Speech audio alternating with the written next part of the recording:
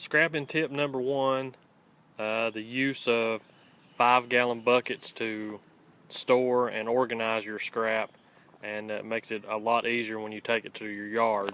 I really can't see how anybody could part-time or even full-time scrap without the use of buckets to be able to organize what they've got going on. You can pick these things up at Lowe's for $3 or $4 a piece.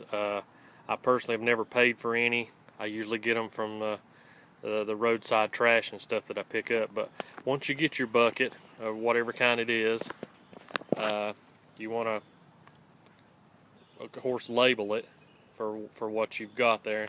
And of course, you can see that says number 1 copper and 3 pounds. That 3 pounds is the tare weight of my bucket. In other words, I've weighed out my bucket with nothing in it, and I know it weighs 3 pounds. So when I go to pre-weigh before I go to the scrap yard, I know if I've got 13 pounds of number 1 copper in that bucket, I've only got 10 pounds it's going to pay, because the other 3 pounds is my bucket.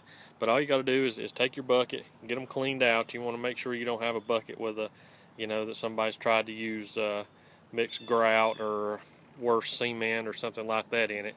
But just I always keep mine upside down, because you don't want to gather water in them or mosquitoes or whatever.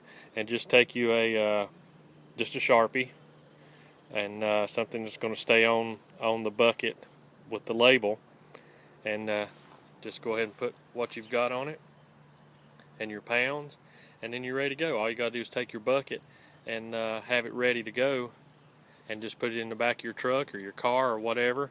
It's easy handle.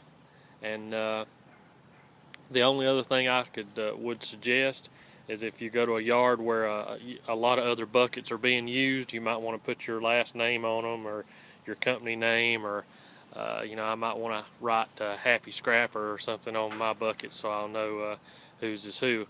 And of course, I use big trash cans and stuff too that I found on the side of the road. I'll put insulated copper wire and stuff in those to store them. But that's scrapping tip number 1, the use of 5-gallon buckets. So get out there on your trash runs and your scrap runs and find you some 5-gallon buckets and put them to use. Again, thanks for watching, and happy scrapping.